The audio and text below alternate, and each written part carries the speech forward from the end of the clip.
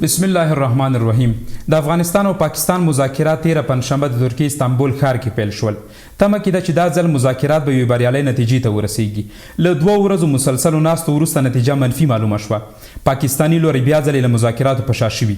افغانستان اسلامي امارت منځګړو قطر او ترکیې هیوادونو ته ټول هغه شواهد او ثبوتونه وړاندې کړي چې د کومو په هکله یې د پاکستان لخوا اندېښنه درلوده.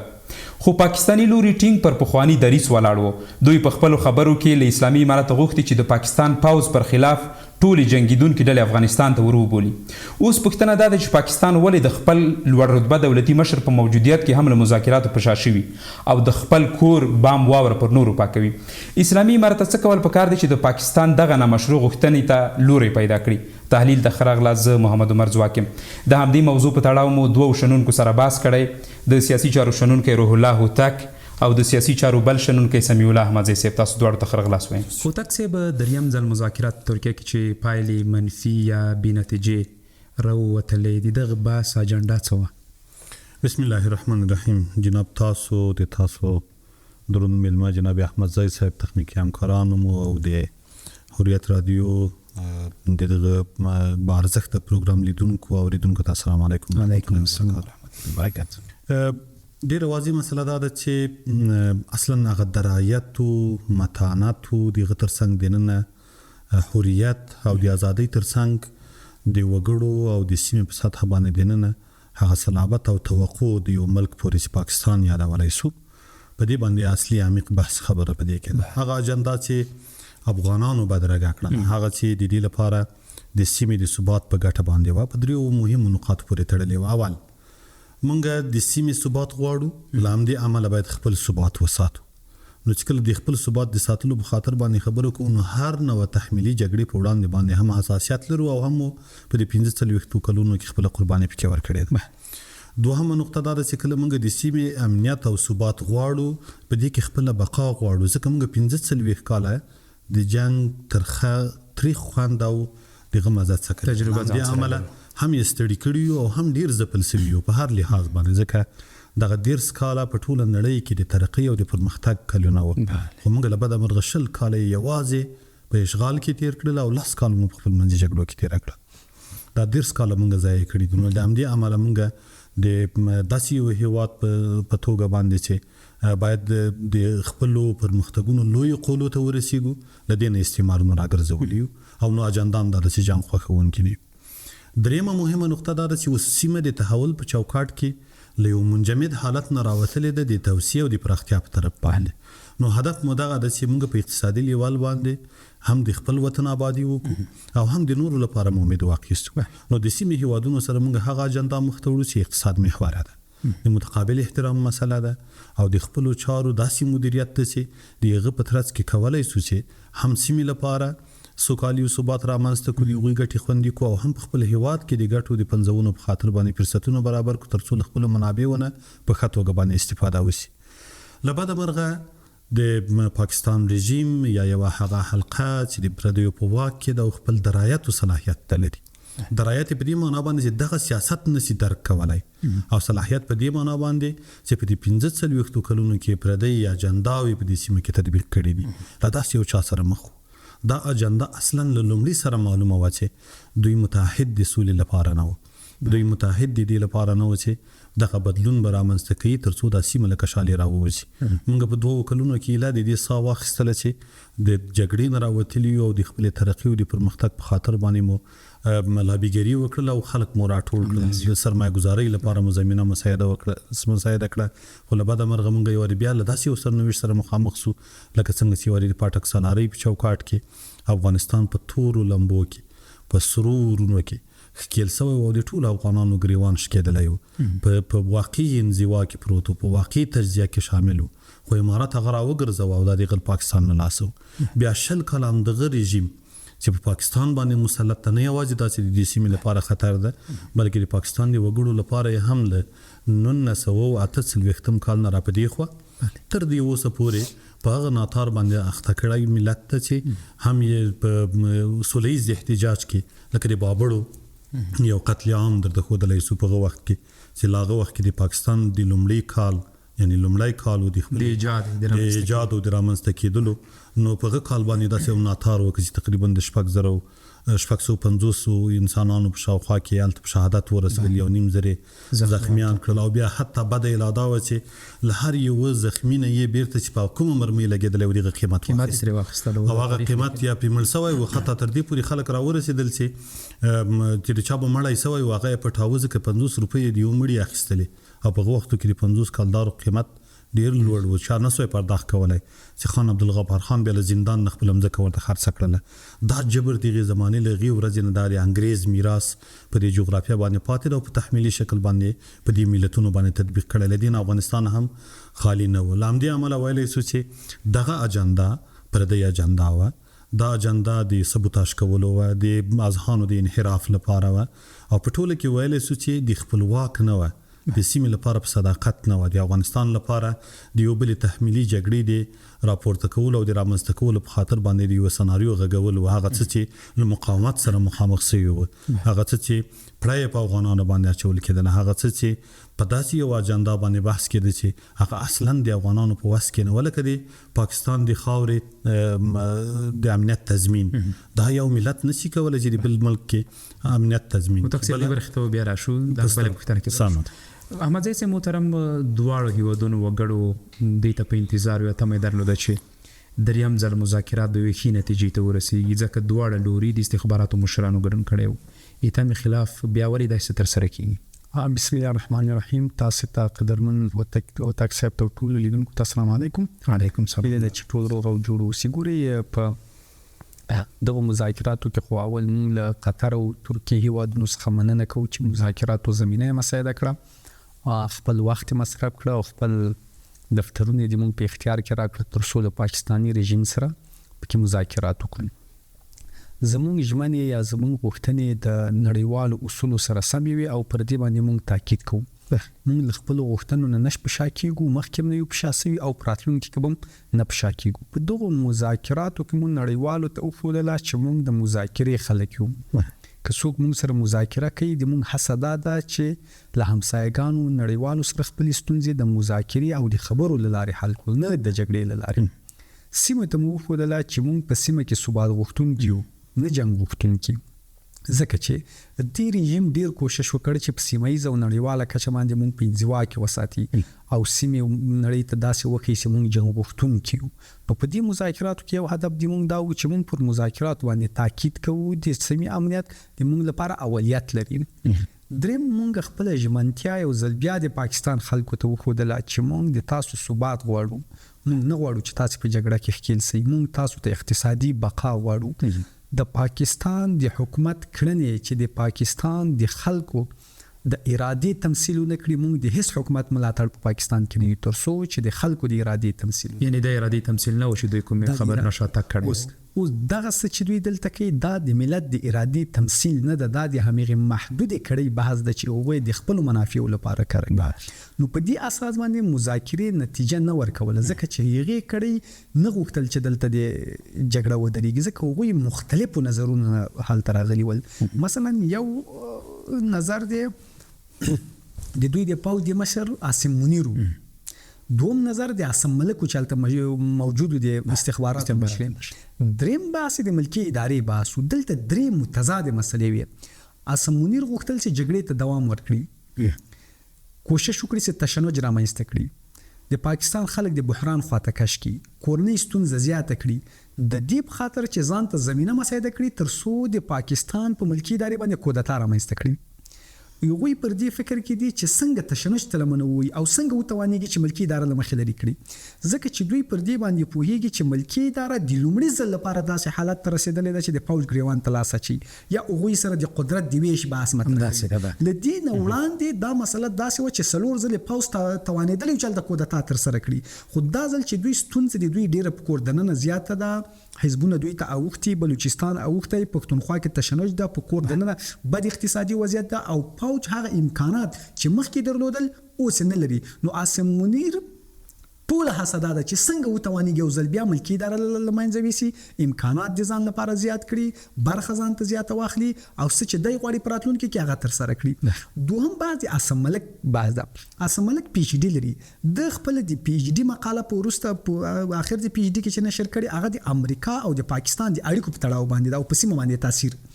د پی ایچ ډي په مقاله کې خو مسلې ډېرې دي، هغه مهمه مسله دا ده چې دی پر دې باندې متکی ده چې موږ د پاکستان سره اړیکې د امنیتي او ستراتیژیکو اړتیاو پر بنیاد باندې او دا موقتي وي. موږ دوی سره دوامدار تړون یا سندي لري چې په دوامدار توګه کې فقط چې موږ ته ضرورت پیدا شوی دوی موږ استفاده کړیو. نو د عاصم منیر امنیتي فکر په مذاکراتو کې دا شی ده چې امریکا ځل بیا دوی ته ضرورت پیدا کړی د دې په خاطر باندې چې په منطقه کې د داعش پروژه ناکامه شوه او د پاکستان فوج باید دا په مخ باندې بوزي، ځکه چې کچېر دا پر مخ بونزو موږ پیسې نه سو ترلاسه کولای. نو په دې اساس عاصم ملک کوشش کوي چې دوسیه واشنگټن ته انتقال کړي یا واشنگټن ته بوزي ترسو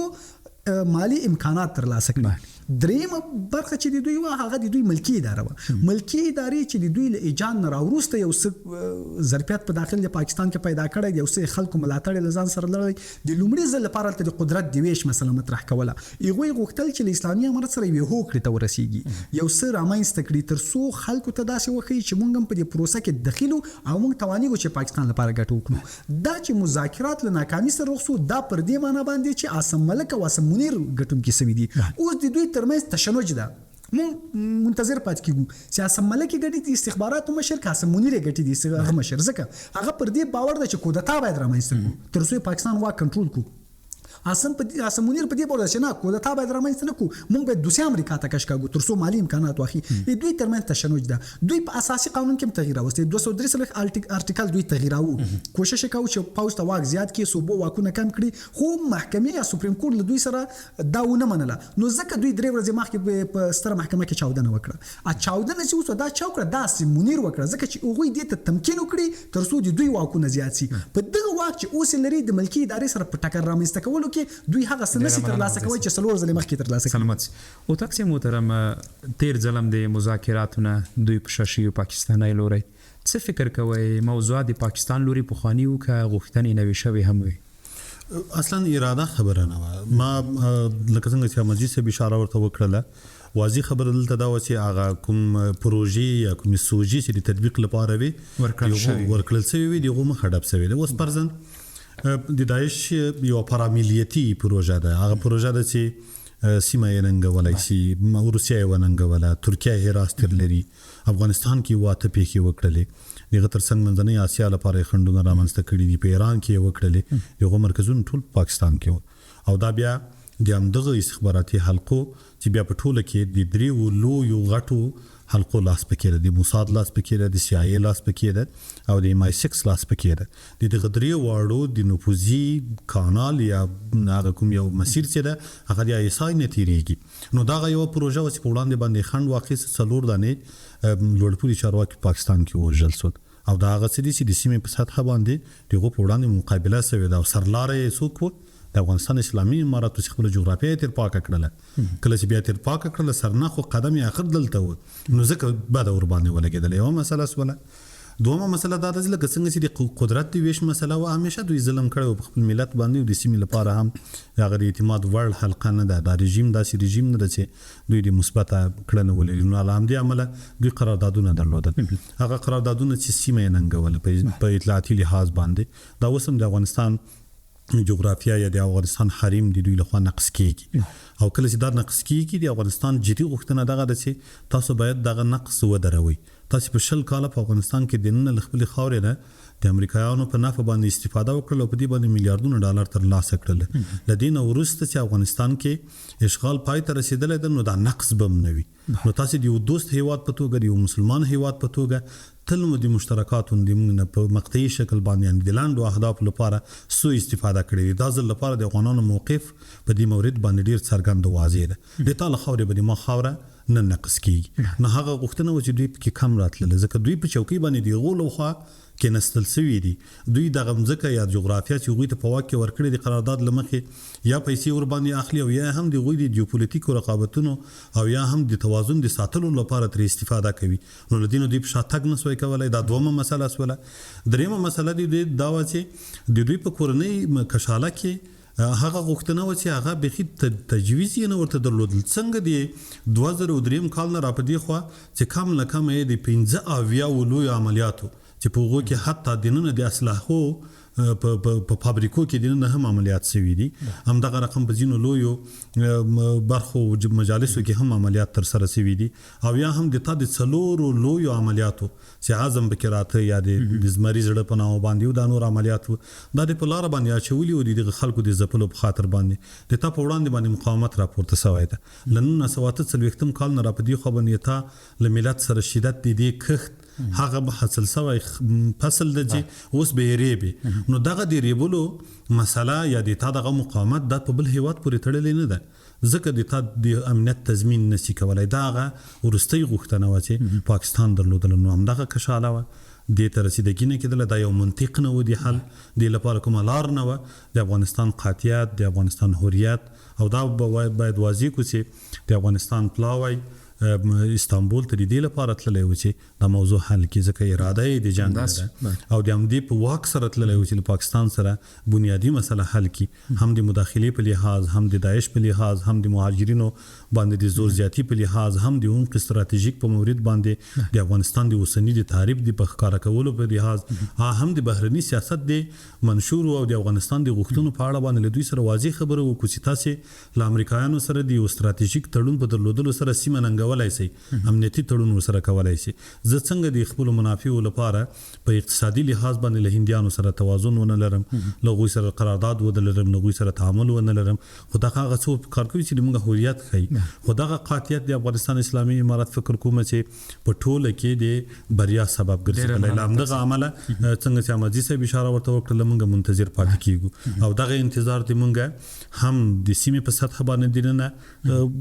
همسوي خلک پیدا کولای شي هیوادونه او هم په نړیواله سطح باندې د افغانستان سپیشلتیا رامنځته کړي. امازي صاحب محترم د مذاکراتو په دې پړاو کې چې ډیر په جدیت سره مطرح شوی د کډوالو موضوع ده. په پاکستان کې په میلیونونو پښتانه وایي چې موږ افغانان یو کدوې د پاکستان طبیعت هم ولري یو سره به څه کې افغانستان ته به رالېږل کې کدی پاکستان جغرافیه به ټوټه کېږي. په اصل کې خدا نه ده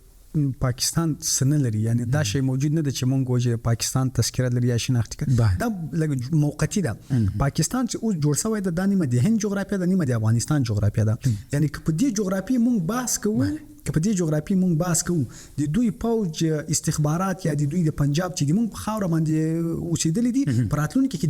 د کرایې باسم مطرح ده چې په دې باندې دوی اوسېدل دي. یعنی دا مسله په اساني باندې حل کیدونکې نه ده او دا تاریخي مسله ده د پاکستان په واک کې نه ده چې مونږ سره دا مسله حل کی. دا مسله به مونږ له برېټانیا سره حل یعنی په دې ځمکه اوسېدل تړون شوی د دوی سره تړونی پوره شوی د څنګه وي د ځمکې پیسې افغانستان ته نه یعنی دغه جغرافیه چې په حال دوی اوسې د برېټانوي هند په وخت کې په جبر په زور باندې دوه ملتونه ویشلې دي. دا کرخه رامنځته کړې ده چې په ډیرو روایتونو کې داسې وایي چې مثلا د اصلو کلونو لپاره ځینې کې لا دا وایي چې بيخي د دې قرارداد نشته د په زور په وخت کې کړي ځکه افغانستان په وخت کې نور قدرتمن نو په دغه اساس مونږ ویلې سو چې اوس دغه سیمه باندې چې دوی اوسېدلې دي یو خو د مونږ خپل خلک دي چې په سیمه باندې اوسېدلې دي یو چې دوی په اوسېدلې دي. اوس کله دوی وایي چې په پنجاب کې اوسېدلې ګور پنجاب هم د دوی ساحه نه ده که پنجاب باندې مونږ ته چاره کړی هغه د هند جغرافیه ده هند به مونږ نه غواړي د دوی په جغرافیه نه اوسېدلې ځکه دا خو یو جعلي جغرافیه و چې مشخص موخه لپاره را پیدا شول را جوړ کړل برېټانیا را جوړ کړل اوس امریکا په مخ باندې وړي. یعنی دا یو مشخص هدف یو پروژه چې را پیدا شول او پروژه غشي ته وایي چې مشخص پایله مشخص پایله لري. دا داسې نه ده چې پروژه دوامدار نه یعنی پروژه دا معنی چې تلپاتې نه پاتې کیږي. نو ځکه مونږ وایو چې دغه مسلې حل یعنی دغه جغرافیه د مونږ دا او کچېره حل کیږي دوی به دې ډیر تاوان ورکړي او دا چې هند بیا خپل پروسس څنګه په مخ باندې وړي دا غوي پورې تړلې. دوهم باز دا د ګوري چې په سر کې ما ویل چې موږ د پاکستان خلکو ته خپل ژمنتیا وکړو یعنی موږ د پاکستان خلکو ته ژمن پاتې کیږو موږ چې جګړه نه غواړو حتی که څوک د جګړه کې وزل شي موږ دیات ورکړی کې څوک همداسې دا د دې معنی چې موږ نه غواړو چې تا وزنو یا د ته د ژوبل سي یا د تا ته صدمه ورسیږي خو هغه کړی چې دا شی غواړي هغه ما مجبوروي زه مجبور یم چې دغه په مقابل کې ودرېږم تاسو ته یو ځل بیا مونږ خپل ژمنتیا وښودله نو اوس د مونږ هدف دا شی ده چې د پاکستان حکومت چې په دغه مذاکراتو کې یو هدف د دوی دا و چې تاسو ټي ټي پی افغانستان ته انتقال کړئ خو له دې مخکې ویل چې ټي ټي پی په مونږ بریدونه کوي اوس وایي چې افغانستان ته انتقال کړئ البته وایي چې په افغانستان کې دا اوس په مذاکراتو وایي چې دا افغانستان ته بوزي نو دا یو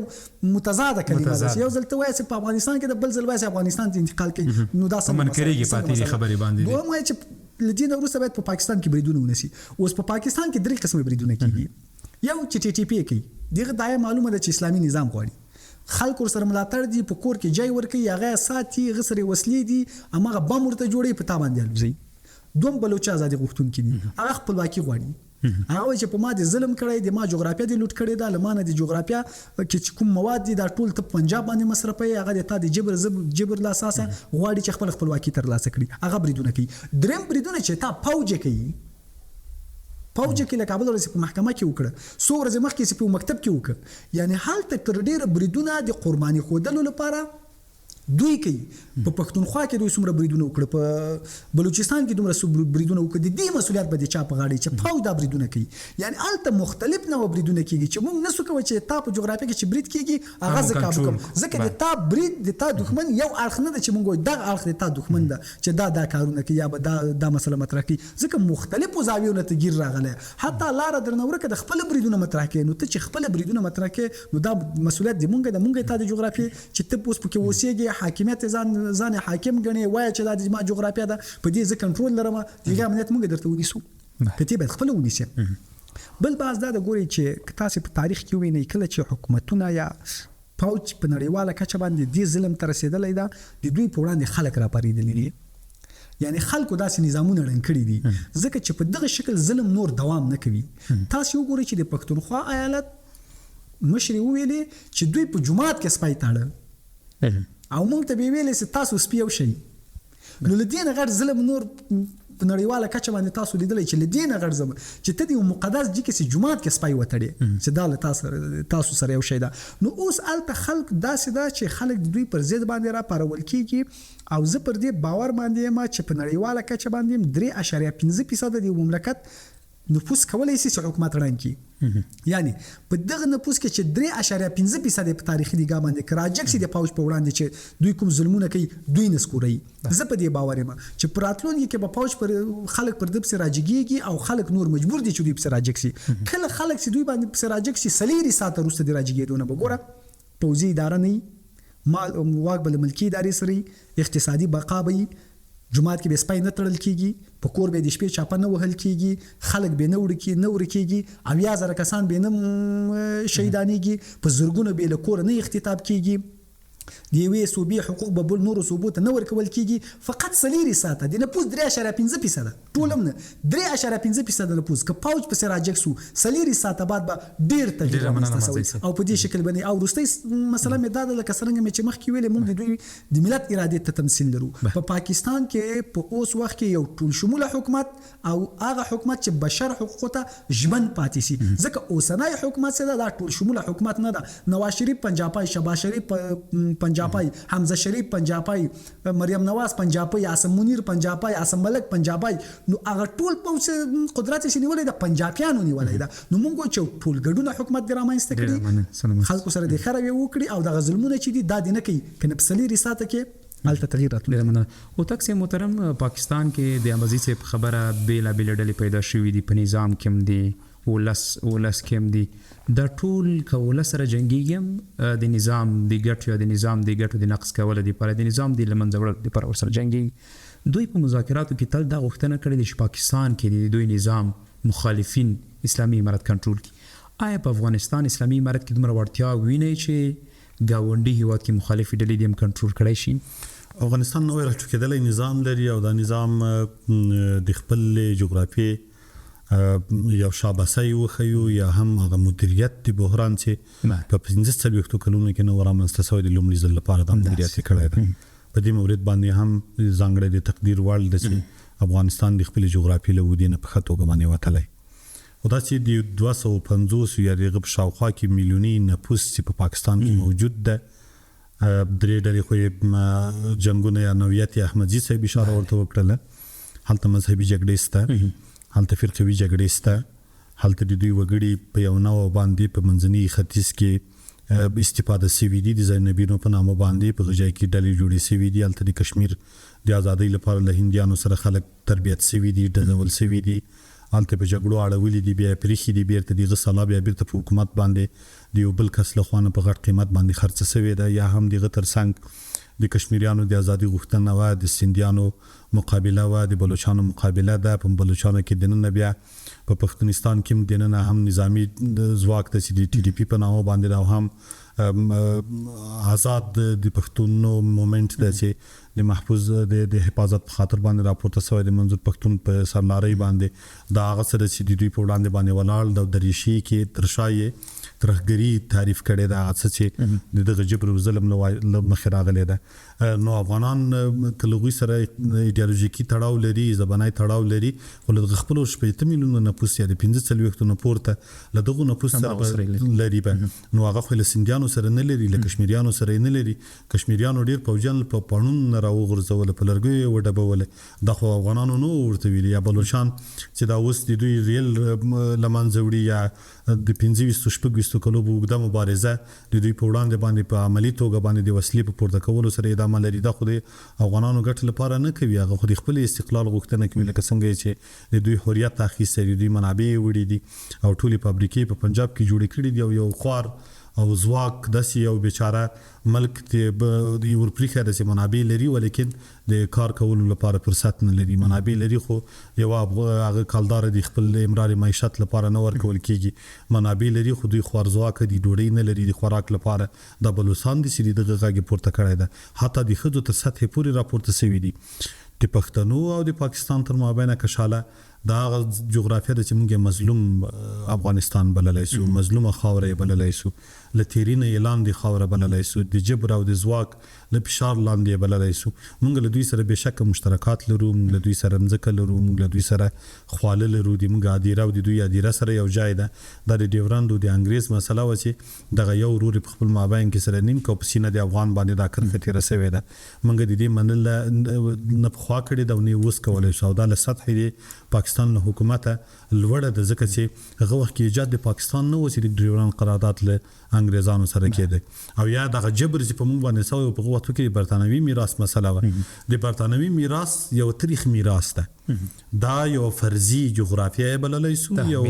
تحمیل شوی جغرافیه نه ټول پاکستان په سیمه باندې تحمیلي جغرافیه بللای سو. تنها د پښتونستان برخه نه ټول پاکستان په دې سیمه کې و تحمیلي جغرافیه. ځکه د سرطان دانه ده، نه له هند سره جوړه ده، نه له ایران سره، نه له افغانستان سره. ځکه هر یو مناقضه پکې لري، مناقشه پکې لري، هر یو حق پکې لري، هر یو خپل مسیر پکې لري او خپل اتباع پکې لري. اوس هندوان تر پنجاب پورې سته، الته عیسویان سته، الته یهودان سته، الته په کراچۍ کې د سندیانو په برخه کې یو ځانګړي جغرافیه ده، ځانګړي هویت لري، ځانګړي رقم ده. هغه جبرونه چې د پنجاب یا د هندوانو تر مابینه تبادله شوي دي په وختو کې چې د قائد اعظم په واسطه باندې دا کار شوی و. هغه خلکو چې د اسلام پالي و له هندستان اسرائیلي د پنجاب کې اچولي دي، دا دغه وخت یو جبر د کنه په اصل کې دوی په خپل جغرافیه کې په هند کې تر مابینه مسله راځي. یو شی چې لاندې اشاره ورته کومه د ټولو لوی سیاستونو لکه د انګریز یو عام متل د موږ تاسو په پښتنو کې وایي چې وبخړاوه او مایان بکې نیسه. په دغه جغرافیه کې عین داسې یو سناریو تطبیق شوی ده. د افغانستان او د پاکستان تر مابین د ډیورند لاین دا هغه خړې وبدي چې همیشه مایان انګریزانو نیولي، همداسې د کشمیر او د پاکستان تر مابین د سناریو سلامت. امازي سي محترم د دریم پړاو خبرو کې چې بي پایله پایته ورسیدلې، دغه خبرو کې د ولس غوښتنو ته د اسلامي مرد بنتیا څومره پر ځای بولي؟ آیا د ولس ارادي تمثيل کړی شوی؟ ګوريخه مونږ په دغه مذاکراتو کې له پاکستانی لوري نه غوښتل چې باید دغه پروژې شریر عناصر چې تاسو ته درکول سوي دي دا باید رانسي. د دې باید مخه ونیسي او دا پروژه باید ودروي. د دې په اساس باندې له دې نه مخکې زلمي خلیلزاد هم دا ویلي و، یعنی دا یو ثبوت کړل سوې مسله ده چې هلته ووژل شو. زلمي خلیلزاد هم ویلي و چې دا شریره کړۍ په پاکستان کې ده او پاکستان دا استفاده کوي. نو کله چې د دې شریرې کړۍ باس مطرح کول د دې نه مخکې د کړۍ موږ ته ستونزې جوړې کړې وې چې اسلامي امارت دا شی مار کړ. ستونزې چاته جوړوله؟ ولس ته یې جوړوله، ملت ته یې جوړوله. او دوی په دې ولس کې دا ستونزه داسې جوړوله وه چې حلقې ته یې کوشش کوو چې ستونزه جوړه کړي او هغه د قومي تعصب ته لمنه وهي. مثلا د پاکستاني لوري هدف دا و چې دلته زموږ شیعه ورونه ټارګېټ کړي. هغوی به د دې په خاطر باندې ټارګېټ کول چې هغوی ته داسې وښیي چې دا نظام خو تنه د یو قوم د تاسې پکې جای نه لري تر څو هغه د موږ پر ضد باندې راوپارول. خو د 4 کلو په تېرېدو باندې دلته ټولو قومونو دا ومنله چې نه، دلته موږ ته دا مسله نه ده مهمه، دلته د ملت د ارادې تمثیل د هغه که پښتون ده که ازبک ده که هزاره ده که هر څوک ده. نو د دغې شریرې کړۍ په مقابل کې ګوره موږ قرباني هم ورکړې، موږ ځواکونه هم قرباني ورکړه، خو په اسلامي امارت دا شی مهار کړه. یعنی پاکستان هغه لوری چې دلته یو قومي تعصب ته لمنه وهي هغه کامیاب نه سول. یعنی دوی له دې مسلو نه څو قسمه تعبیرونه تر سره کول. یعنی مونږ کنټرول کړو د مونږ شیعه ورونه، ازبک ورونه، ترکمن ورونه، پښتانه ورونه، ټول اوس پر دې باندې مطمئن دي، متيقن دي چې نه دا مسله نه ده، دا وایي د مونږ په منځ کې تضاد اچول. او دلته حکومت دې ته ژمنتیا لري که هر څوک د هر قومیت هغه رواني امنیت، دغه فزیکی امنیت د دوی واجبات هم د اسلامي نظام ده، د اسلام لار نظر او هم د مونږ د افغانیت له نظر مونږ غوته ژمنتیا کوي. دوهم باز دا چې دوی ته مونږ ویلي چې تاسو خپل فضا خرڅ کړي، د امریکا پیپلوټ الوتکې کې باید د تاسو د فضا له لارې را نسی. یعنی د مونږ فضا د خپل فضا د غوی په کرا کې ور نه کړی چې د مونږ پر ضد باندې وکارول شي. ځکه دغه بي پیلوټ الوتکې چې راتلې د دوی له فضا نه راتېرېدلې. کله چې دغه بي پیلوټ الوتکې چې راځي د دوی له فضا نه راتېریږي، د مونږ فضا نقش کوي، دا د ملت اراده ده چې پردی طیاره د ایران نسی بي پیلوټ سه ما فضا د نقش کوي، ولې ما فضا نقش کوي. نو دا خو د ملت خبره ده، مونږ د اسلامي امارت نام دا غواړو چې ولې هغه راځي. ځکه ته خو حاکمیت دلته کنه حاکمیت باید د دې پښتنو کړی لکه څنګه چې پښتنو وکړي. یعنی اوغوي د اسلامي امارت چارواکي یوې خبرې ته ډیر متوجه دي چې دوی د ملت په نبض ډیر ښه پوهیږي. ځکه دوی په دې ډیر ښه پوهیږي چې دا ملت د چا طیاره په خپل فضا نسی منلی، دا دغه یو امسایه غوندې شریر کار په افغانستان کې نسی منلی. که د دې مخه مونږ نه نیسو ستونزه جوړیږي، ملت څه ورځي، یعنی بل ستونزه ایجادیږي. نو دغه غوښتنې چې لغې نه وي دا د ملت د ارادې تمثیل و. بل باز دا د ګوري چې ما چې کله دا خبره ناکامه شوه، نن مې د پاکستان د استخباراتو رسنۍ ډېر وکتلې. دوی د مجاهد صاحب دلته خبري کنفرانس ورکړ، په دې باندې ډېر چرخېدل. دوی هلته یو خبر و چې موږ نه ولې نور همسایگان شکایت نه کوي چې ته شکایت کوي. یعنی اسلامي امارت وایي ویل چې نور همسایگان ولې شکایت نه کوي، دلته یو باور ده چې پاکستان همیشه شکایت کوي. نو دوی په خپل خبرو کې اوسو خبره راخیستې په دې خبره ډیر تمرکز کاوه چې په دغه وخت کې روسانو ویل چې د افغانستان جغرافیه په موږ پر ضد کاریږي، په دغه تاریخ چینیانو ویل او په دغه وخت کې دغه شی ویل، په دغه وخت کې دا مسله مطرح کول. موږ سوای ګوره روسان او چینیان سوای چې مثلا کوم وای چې دلته د توریزم دا یا خطر د مونږ ته پیښیږي، هغه دا معنا نه چې تنه هغه شریر عناصري هر څوک چې سیمه نارامه کوي هغه ته توریز ده. دا کار اوسته د تا پوجا کوي. دا چې ته دلته برید دی وکړه، ته چې دلته نامني تلمنه وي، هغه په دې پوهیږي چې هغه تورست چې دا کار کوي، هغه شریر عناصر چې دا کړنه تر سره کوله اوس ته تر سره کوي. نو ځکه هغه وایي چې دا سړی دا کار تر سره کوي، خو تا تر سره کړ کنه هغه خو دروغ هم نه وایي. دغه مسله ده کنه تا دا پروژه اخیسته کې نه دا اخیسته، خو دا مونږ ته تضمین ورکړیو چې دا د تا پوج په غاړه باندې اخلي کبل څوک په غاړه اخلي، هغه نسی کوي چې دلته پروژه دا مطرح عملی کړي. نو ځکه مونږ سیمه ته ویلو چې تاسو باید مونږ ومنئ، لکه څنګه غوي چې مونږ مني د دې په خاطر باندې چې مونږ د خطر په لومړی کرخي کیو. دا سه دلته یو امسایه راته جوړ کړی اچولای د هغه ټول هم دا کار دی او دغه هدف هم تنه مونږ نه یو چې مونږ نارامه کی. د امریکا د پروژې هدف مونږ نه، هغه کوشش کوي چې منځنۍ اسیا نارامه کړي، هغه کوشش کوي چې چین ته خطر پیښ کړي، هغه کوشش کوي چې روسیې ته خطر پیښ کړي، او دغه خطر د چا په واسطه باندې پیښوي، د داعش په واسطه باندې پیښو. داعش ناکام شو، چا په واسطه باندې پیښوي، د پاکستان د پوز په واسطه باندې دا خطر پیښوي. نو مونږ دا کنټرول وکړه کداست. خو تاسو پاکستان په دې روانو مذاکراتو کې مخکې مو تقریبا د غدري پړاو تر سره شولې، د خپل بام واوره پر افغانستان اسلامي امارت د پاکولو هڅه کوي، ولې مخالفي ډلې دوی خپل نش کنټرولولای لواک وتلی خبره ده که دوی یو بل پروژې د اخیستلو په لټه کې دي؟ دوی پروژه اخیستې، یو فاسد عناصر دي او دغه فساد له امله لن مثال به د یاد کو تاسو وګورئ هر یو پوځي چارواکي چې پاکستان کې له قدرت نازل شوی دی په برتانیا یا په امریکا کې همداسې دا ولې دلته نه اوسېږي یعنې باور دی اوسه که دوی دلته واوسېږي په هغه ورځ به یې د قصب په کنجکۍ کې به پوستکی ترې ایستلی ځکه دومره ناتارې به د جغرافیا کې کړی ده په د خپل ملت باندې او دا یو کال نه ده کړی له هغې ورځې نه چې واک ته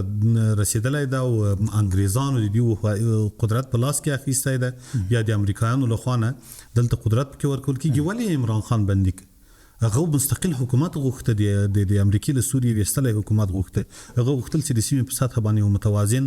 او ممد جغرافیا ولري چې نن به پاکستان یو د ټولو لپاره خیر ښېګڼې باندې وي په درېیمه ورځ باندې د وروستي له سفر نه راوروسته عزل یې نه که بندي نه ده تر دې اوسه پورې څه ګناه یې کړې وه خالي د یو تحفې په سر باندې بندي کړی ده خو دا قدرت ته چې دوی استفاده تیر کوي همدغه عناصر دي چې د پردیو په اشاره باندې د هغوی په توان باندې په دې ځای کې ظلم کوي استبداد کوي نو د دغه ظلم په وړاندې باندې د دوی مخ نور ملت ته نسته چې دوی ملت سازي وکړي ملت جوړونه وکړي بس اوس په دې باندې به وګورو کته مونږ یا خپل دوی د دې توقع ولرو یا د تاریخ پښتنې په ارتباط باندې چې دوی ولې خپل ستونزې نشي حلولای دوی اقتصادي ستونزې حل کړي دوی نظامی ستونزې حل کړي دوی ټولنیزه ستونزې حل کړي دوی سیاسي ستونزې حل کړي دوی په نړیواله سطح اعتبار راواخلي دوی د جهاني بانک له قرضو نه ځان خلاص کړي دوی له ګدایي راوګرځي دوی د پالي سیاست راواخلي دوی د ملکی حکومت سیاست مخته کړي که د استخباراتو سیاست مخته کړي او که د پوځي دوی ټولو ځایو کې مختلف دي ملکی حکومت یو سیاست لري هغه اسحاقدار په افغانستان کې د مذاکراتو لپاره ناست فوجي راغی په برمل کې بمبار وکړ نو دا څنګه یو ملک د اعتماد وړ ګرځېدلی شي نو واضح خبره ده چې د اسحاقدار او د پوځ تر مابین سیاست یو نه ده دوی بهرنی متعارف سیاست نه لري یا بل مسله دا چې نقوي د افغانستان سره د افغانستان په مورید باندې په ایران کې له صدر صاحب سره خبره په دې کوي چې موږ سوله غوښتونکي او د استانبول مذاکرات باید بند نشي آصف منیر په ورځ باندې اعلان کوي چې د زبجنګ کوم او زب جګړه مختلف نو دا واضح خبره ده چې وزارت داخله یا ملکی حکومت یو څه کوي پوځي حکومت بل څه کوي یا په ټوله کې ویل شو چې زه درته وایم چې ما جغرافیا من نقضوه او تور توای چې دا واکله ما سره نه د قرارداد نسیم راګرځیدلی نو لدی نه غټ اعتراف څوي یا په خپل د پاکستان پوز وایي چې افغانستان د ما بيخي دوست ده تا بيخي د دوست علاقه نه ورسره درلودلې تا د یو دوست په سترګې کتلې نه دي همیشه د څاور تخکلې د بکو راشي ولای ده همیشه د جګړه را پیدا کړې ده خپل د ډالر په اخیسي دی وست دلته مخ کړی دي بل مهمه نقطه دا ده چې دوی د خپل ملت سره په هیڅ نوع د جوړجاړي هوډ نه لري نو ځکه یې نشي مدیریت کولای ځکه د دې تمه لري چې ماته به بل څوک راواخلي او بل څوک به راته تضمین کړي دا واضح خبره ده چې په دې باندې موږ معترف یو د پاکستان ملت هم په دې باندې معترف ده چې د ټولو ناکامۍ او پړه غواړي اوس په افغانستان باندې واچوي د دغه د پړې د اچولو لپاره نه کوم منطق لري نه کوم ثبوت لري نه کوم درایت لري نه په دغه رقم باندې متعارف ډیپلوماسي چې دا په مخ باندې وي نو لامدي عمل فکر کوم چې په دغه بام واور اچولو باندې او د خپل پړې د اچولو او د خپل ملت د اذهان د انحراف لپاره هم کوم سوجا ور پاتې نه د فکر کوم چې دا ور به ملت خپل چاره ډیر مننه اما ځکه محترم پاکستان د ټي ټي پی خبره ډیره کوي د عمران خان په وخت کې ټي ټي پی سره خبره تقریبا نهایی شوی وي ولې هر څه د پاکستان پوځي رژیم لوري بدل شول تاسو وګورئ دغه ډلې چې په پاکستان کې فعالیت کوي د پاکستان پوځ نشي کنټرولول یعنی دی واک نه لري چې دا کنټرول کړي ځکه چې ټي ټي پی الته عقیدوي جګړه کوي د عقیدوي جګړې او د دې پوځي ترمن جګړه دا ډیر تفاوت لري هغه لزان بم تړیا په موټر بم کې کینی پر دوی باندې ورننه وځي آیا یو پنجابی لزان پر بم تړلی شي نو لاندې ځای نه معلومیږي چې دا جګړه د بایللې ځکه دغه عقیدې په وړاندې د نشي جنگیدلی دا چې عمران خان په وخت کې غوښتل چې مذاکراتو کې د دوی لپاره په وخت کې یو معقوله لار و چې دوی کولای سو لغت تشنج نه ځانو باسي او عمران خان چې په کومه لار باندې روانو دا صحیح لار و د پاکستان د خلکو لپاره خو کله چې پوج دا پروسه نه عمل کول یعنی پوج داسې کوشش کوي چې هغه څه یا لوی کارونه باید ملکی اداره تر سره نه کړي دوی تر سره کړي یو پر داسې فکر باندې ول په وخت کې چې مونږ دا ختمو یا موږ د دې ظرفیت لرو چې ټي ټي پی لمنځه ویسو دوی سره ولې موږ مذاکرات وکړو یا د دوی غوښتنې ته ولې موږ لبیک وو یا کچېری ټي ټي پی نه موږ دوی سره سوله وکړو نو د پاو صلاحیتونه کمیږي بیا د پروژې څنګه خو د موږ واک په پاکستان کې کمیږي یو واک وخت ځکه چې ټي ټي پی سره سوله رامنځته کیږي نو حالت به اوس په اساسي قانون کې تغییرات د اسلامي ارزښتونو په اساس باندې ځکه اسلامي نظام غواړي یو جوړجاړي ته رسیدل چې پوج کونج ته پاتې کېدل. داسې پوج نه غوښته چې کونج کې پاتې شي یا د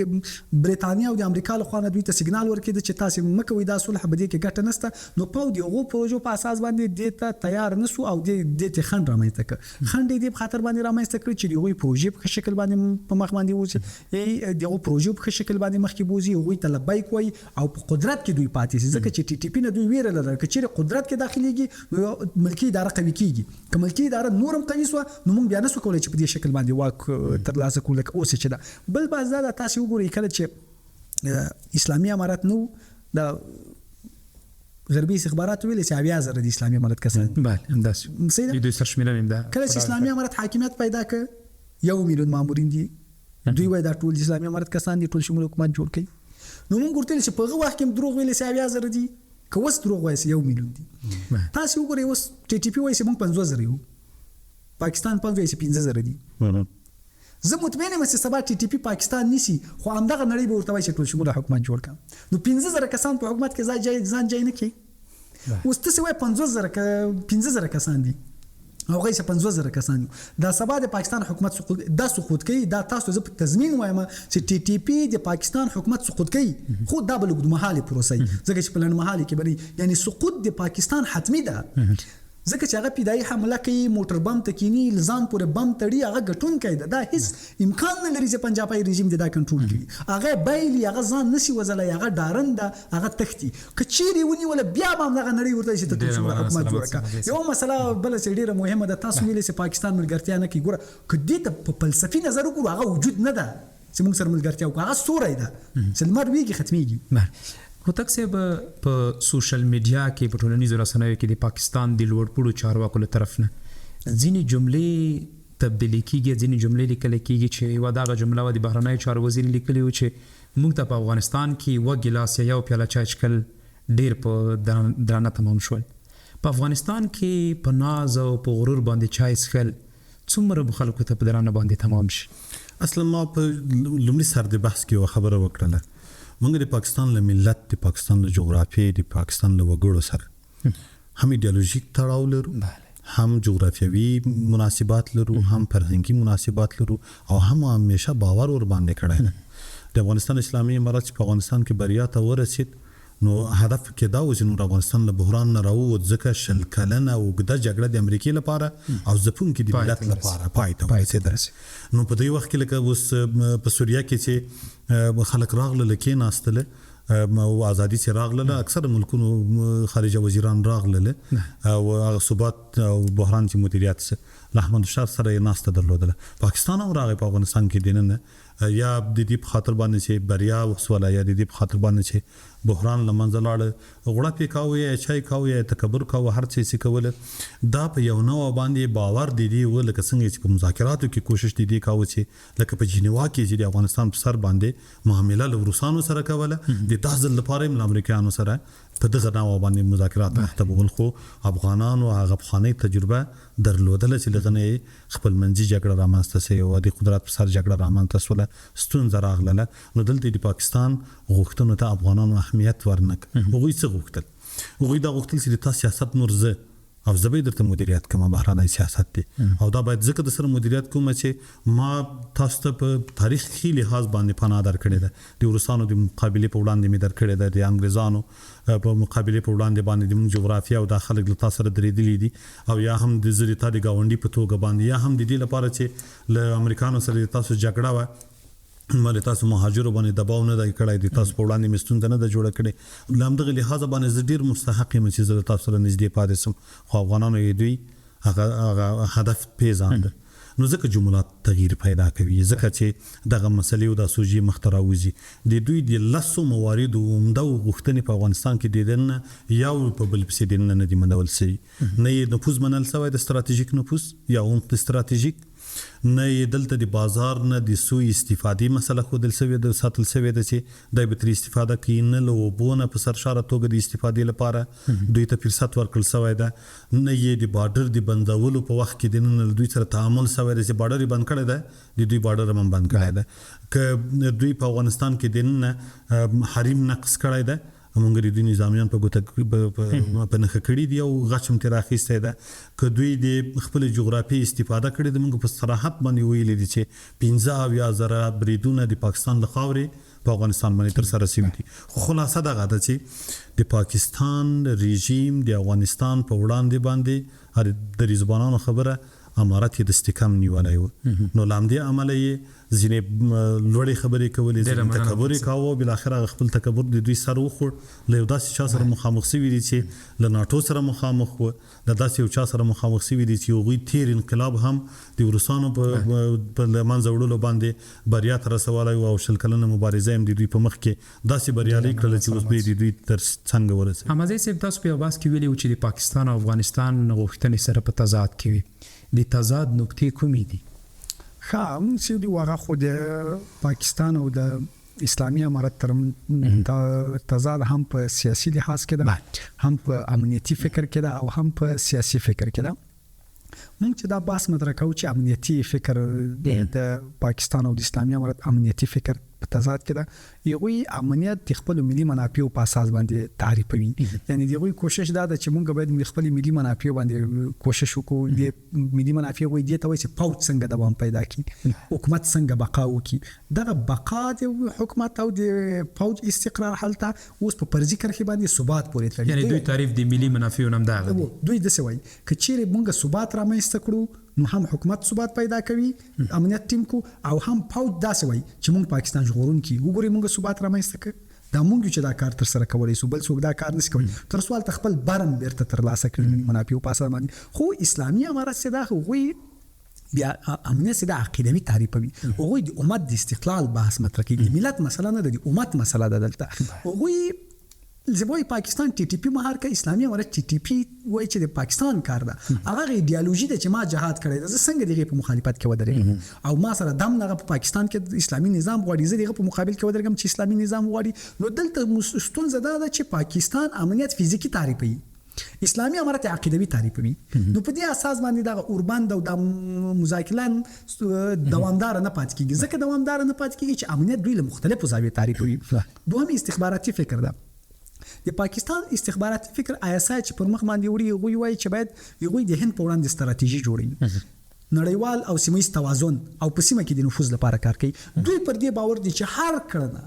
کړنه د پاو د استخباراتو ثبات لپاره مشروع ده. هر کړنه چې څنګه دوی رامنځته کیږي دا مشروع ده. خو اسلامي امارت بیا استخباراتي فکر دا ده چې استخبارات باید د نظام د پاکوالي سبب وګرځي،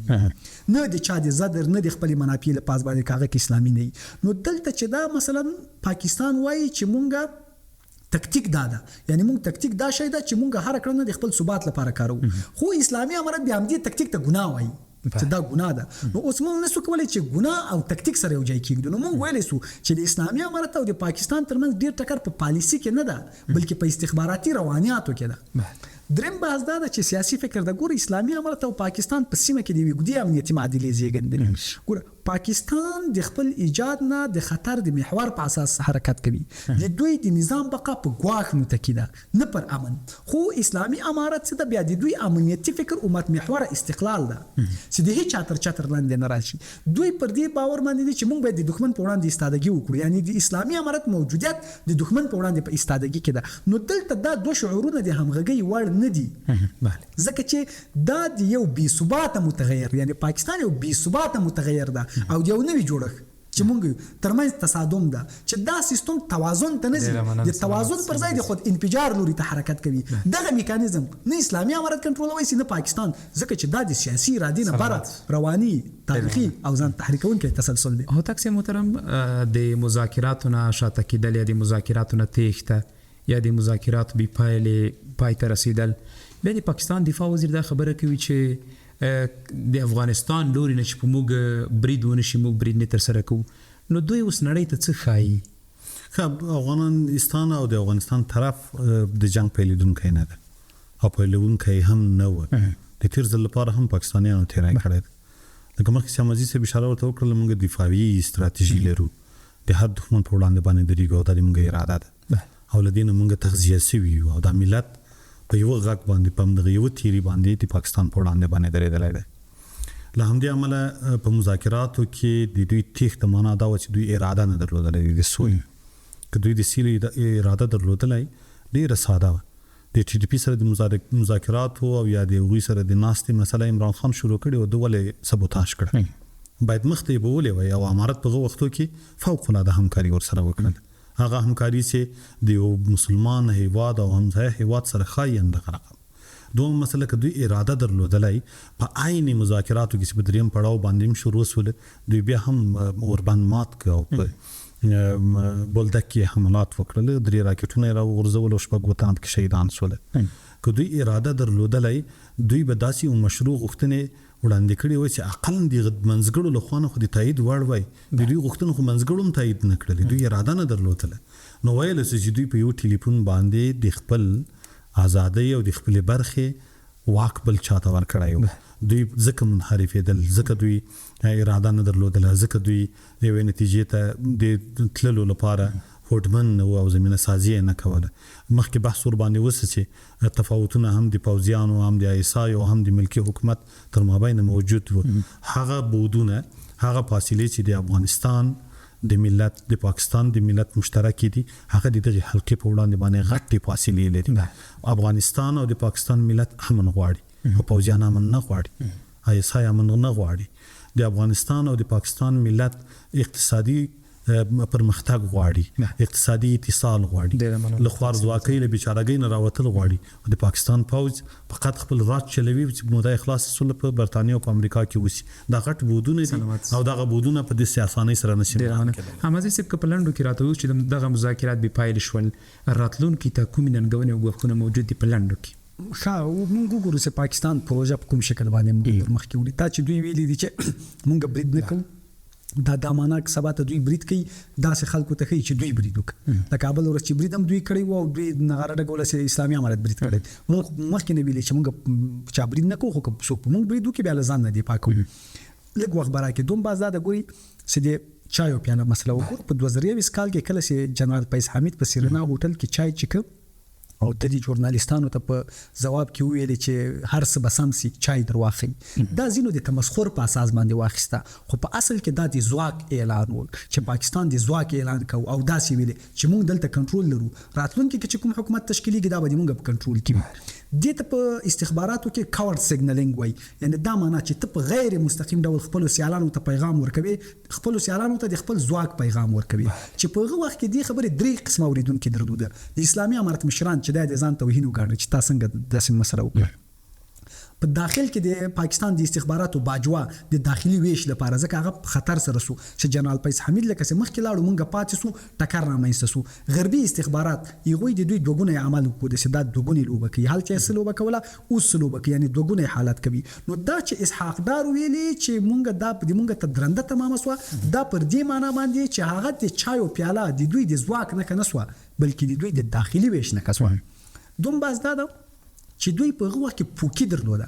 په د سیول انجینری کې پونځای د پنوم د میخانیک د خاورې په دې کې یو باغ د پنوم د پوکي، یعنی پوکي دې ته وایي چې یو شی چې حجم ډیری او منځ خالی، خو کله چې په د باندې بهرنۍ قواره د سیده خپل عادي حالت ته راوځي. اوس نو پاکستان سیده په هغه وخت کې پوکي درلودله، حجم ډیر وو خو منځ خالی وو. په دې سلورو کلونو کې چې دوی په کومه قوه وارده سو دوی خپل عادي حالت ته راوستل. دا چې اسحاق دار کومه خبره کوي دا د دوی د عادي حالت خبره او هغه چې کومه خبره کوي هغه د پوکي حالت خبره وي. خو تکسب که جوړجاړی تر سره نشي راتلونکي څنګه ګوري دواړو هیوادونو؟ ښه د ملتونو ځپنه ده، د یو تحمیلي جګړې لپاره به د افغانستان ښکیلتیاوي، د سیمې بې ثباتي ده او دا ګرانه تمامېږي. ځکه ګرانه تمامېږي چې د پاکستان انزوا 100% بکې یقیني کېدلی شي. دغه فرضي جغرافیا چې موجوده ده دا په ټوټه کېږي. ځکه دا معلومه ده چې د حلقې په وړاندې باندې نه یوازې داسې د افغانستان سره ښکیل کېږي، له داسې یو چا سره ښکیل کېږي چې د دوی له بادارانو سره 100 کاله مبارزه کړې ده او دا جغرافیا سرحد کې سره واقع ده. ځکه 2600 کیلومتر په شاوخوا کې پوله ورسره لري. فکر کوم چې تر هندوستان تر سرحد پورې به هم نفوذ ودرلودلی شي او رسیدګي به وکولای شي. نو په دغه صورت کې د دغه برخې پړاوونه او مشکلات د مهارولو نه دي. لامدغه عمله د ما توقع دغه ده چې پاکستان بقا غواړي خصوصا اول د رژیم د لري کې منافع باندې فکر وکړي. ډیره مننه لیکوال او څېړونکی روح الله هوتک او د سیاسي چارو شنونکی سمیع الله احمد، زه له تاسو دواړو مننه چې بحث کې مو موږ سره ګډون وکړ. د هوریت راډیو درنو اورېدونکو او د هوریت راډیو ټولنیزو پاڼو څارونکو له تاسو هم نړۍ مننه چې د بحث تر وروستیو شېبو له موږ سره پاتې شوئ. تر بیا ښې چارې داسې په امان.